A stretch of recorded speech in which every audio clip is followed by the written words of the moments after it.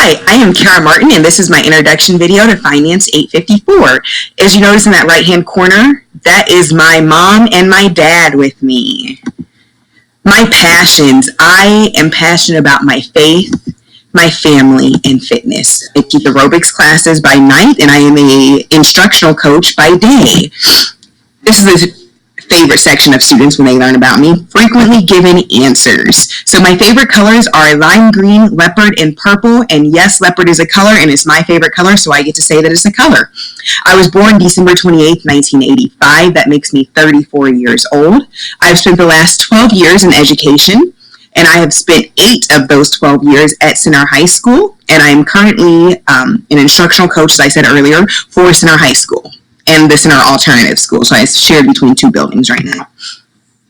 Brene Brown. I love all things Brene Brown. If you've never read anything about her, she is really into vulnerability and shame and like what does it mean to be a truly vulnerable society, and she's doing amazing work. I think it will transform education once we all take hold of her.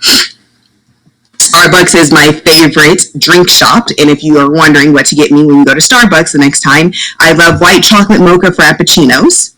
I also love pizza, any type of pizza, and I have 4 siblings, but if you notice there's 5 ages. So 35, I have a brother, 34 is me, 33 is my sister, 17 is my sister, and 14 is my brother. And then I have 1 dog, just me and my dog. My parents' only grandkid, surprisingly right now.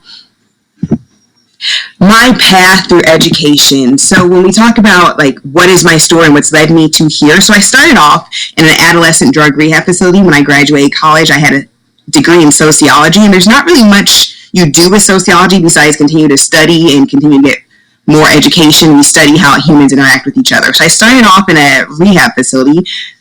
And then I realized that like the nature of this beast with teenage drug abuse and connecting the families is actually in education. So then I jumped into education. I got my master's in education while also being a special education teacher. And then I realized that I was just a reading teacher. So then I went into the reading classroom. And then in the reading classroom, I realized I was just an English teacher. So I went into the English classroom. And then I realized that really all things that are tying these things together is literacy. So I became a literacy coach for Center. I am passionate about students who look like me, and so this tweet I ran across a couple years ago, and it has stuck out and meant the world to me. And he says, and by minority, diverse, at risk, underserved, achievement gap, struggling, free and reduced lunch, you mean us, say our names. So I really struggle with labeling my students because the only thing that our kids are really at risk of is living up to those low expectations we have for them. So I am just passionate about the pursuit of improving educational outcomes and life outcomes for brown students, students who look like me, who come from backgrounds that I've come from. They deserve the world too, and I'm passionate about giving it to them. Looking at those articles that we read, there's 10 things that I learned. First, all these definitions with money, gross profit margin, net profit margin, all those definitions, I was like, oh, this is finally making sense to me. A little bit, not, I still have a lot to learn though. Also, the research that went into like school-based funding and having the principal control the funds is actually research-based and actually extremely smart, but yet we're not really doing it. So that makes me wonder, where is the disconnect? And then 92% of school funding actually comes from the state and local level. Sorry, look at my notes right there.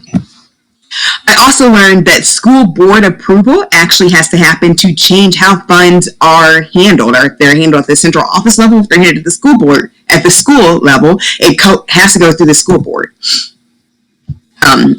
State level is actually where these school finance formulas come from, so I'm interested into looking more into Missouri school formulas. Collective bargaining, that's a big hot topic in my district almost all the time, but they control a lot of the say of how money is spent too. And then there's some educational savings accounts that parents are in control of where their kid goes and where their kid's money goes. And there's also principal empowerment accounts where principals are in charge of the money, and just a unique way to still have the central office control some things, but the principal control more.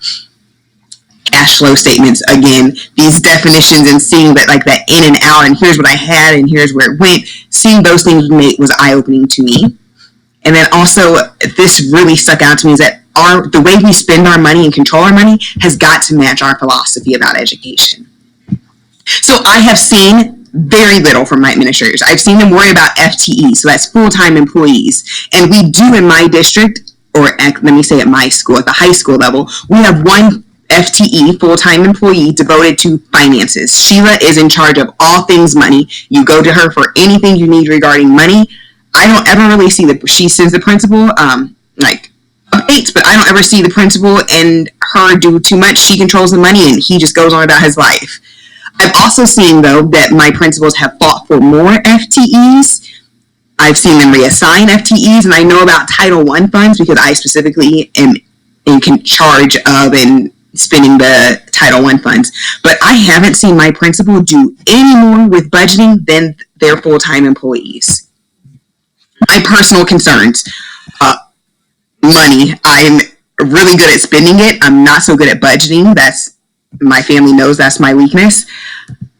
All I can think of is all this paper that I'm going to have to keep track of and all these payments, and I'm trying to just be in charge of paying my own house bills, let alone other bills and receipts. And what happens when I do run out of money? And one article talked about a school that had one small fund they had spent out of the wrong fund and came into millions of dollars of debt. So what happens if that does happen? So yeah, that's me. Here's my references. Thank you. Bye.